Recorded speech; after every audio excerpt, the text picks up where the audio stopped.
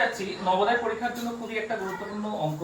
অঙ্কটা হচ্ছে 72 divided by 8 গুণ 9 বিয়োগ 72 ভাগ 8 এর 9। ঠিক আছে, এই অঙ্কটা আমরা খুব শর্টকাটে বা খুব সহজ নিয়মে কিভাবে করব সেটা নিয়ে আমি আজকে আলোচনা করব। আমরা জানি আমরা যখন এরকম টাইপের অঙ্ক করি সেটা হচ্ছে বডমাস রুলস অনুযায়ী হয়, BODMAS। এই রুলস অনুযায়ী হচ্ছে কিন্তু এই অঙ্কটা হবে। ঠিক আছে, তো সবার প্রথমে ব্র্যাকেটের কাজ করতে হয় এবং ব্র্যাকেটের ভিতরে যে ডিভিশন অর্থাৎ ভাগ, সেই ভাগের কাজটা আমরা কিন্তু সবার প্রথমে করতে হবে।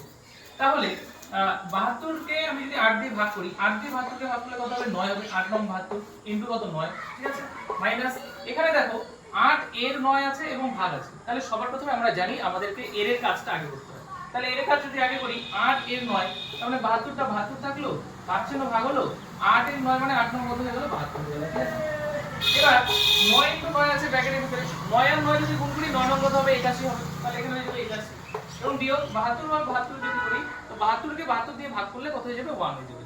তাহলে 1 করে দিলাম।